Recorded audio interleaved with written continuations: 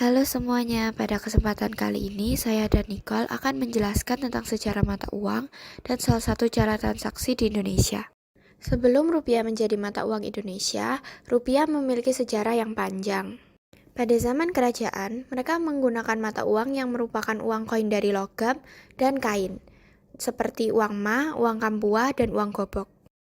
Lalu pada masa kolonialisme, Indonesia menggunakan mata uang asing yaitu rial Spanyol. Lalu ketika Belanda menguasai Indonesia, uang perak Belanda atau Rijksdaalder dijadikan sebagai alat pembayaran standar di Nusantara. Ketika Indonesia jatuh di tangan Inggris, Raffles berusaha memperbaiki keadaan uang dengan menarik Rijksdaalder dan menghidupkan kembali rial Spanyol. Namun pada tahun 1813, rial Spanyol ini digantikan oleh Ropit Jawa yang terbuat dari emas, perak, dan tembaga dan dicetak di Surabaya. Pada tahun 1817, Belanda menggantikan Ropit Jawa dengan Gulden Hindia Belanda. Pada saat pemerintahan Jepang, Jepang memiliki mata uang yang disebut uang invasi. Uang invasi memiliki 3 emisi. Emisi pertama diterbitkan dalam bahasa Belanda dan diedarkan pada tahun 1942. Emisi kedua bertuliskan pemerintah Dai Nippon, namun tak sempat diedarkan. Emisi ketiga bertuliskan Dai Nippon Teikoku Seihu dan diedarkan pada tahun 1943.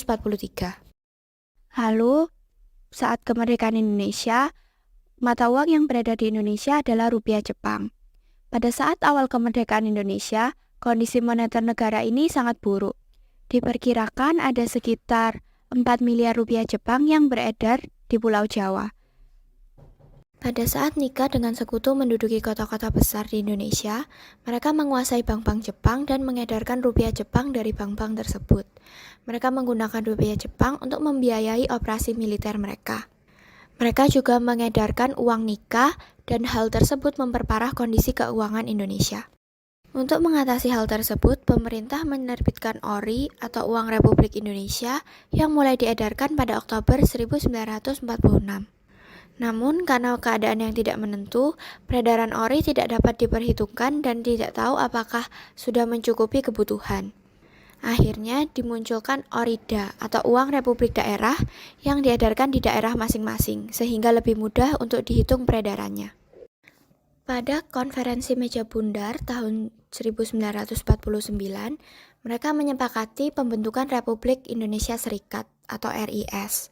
Akhirnya ORI dan ORIDA ditarik dari peredaran dan digantikan dengan mata uang RIS yang berlaku sejak 1 Januari 1950. Pada bulan Agustus 1950, bentuk negara Indonesia kembali menjadi Negara Kesatuan Republik Indonesia dan uang RIS tidak berlaku lagi. Pada bulan Oktober 1963, rupiah Kepulauan Riau diterbitkan untuk mengatasi penggunaan dolar Malaya di wilayah Kepulauan Riau. Namun, pada 1 Juli 1964, rupiah Kepulauan Riau ini ditarik dari peredaran dan digantikan dengan uang rupiah yang berlaku umum di seluruh wilayah Republik Indonesia, kecuali di Irian Barat. Setelah Irian Barat kembali dalam wilayah Indonesia, pemerintah menerbitkan rupiah Irian Barat pada Oktober 1963 untuk menggantikan gulden yang berlaku sebelumnya di wilayah itu. Namun, pada 1 Mei 1971, rupiah Irian Barat ini ditarik. Sejak saat itu, seluruh Indonesia menggunakan mata uang rupiah, dan dengan demikian tercapailah kesatuan moneter di seluruh wilayah Republik Indonesia.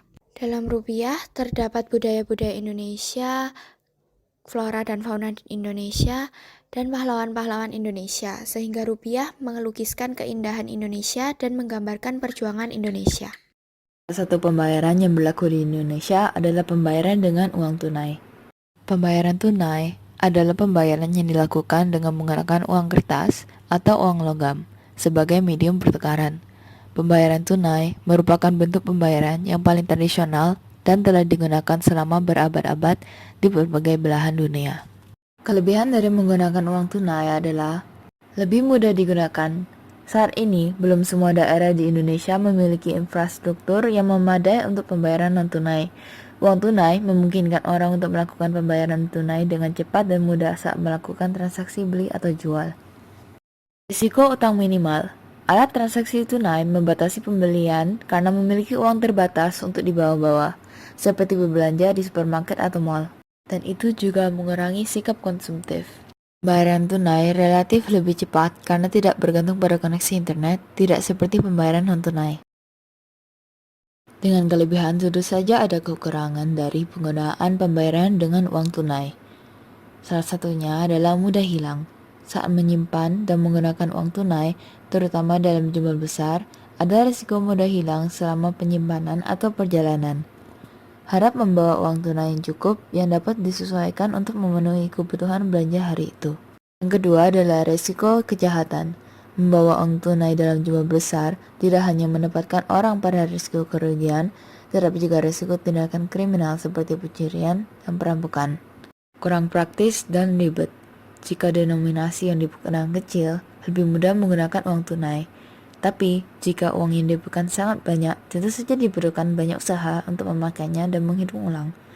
Belum lagi jika ternyata salah perhitungan yang berujung merugikan salah satu pihak.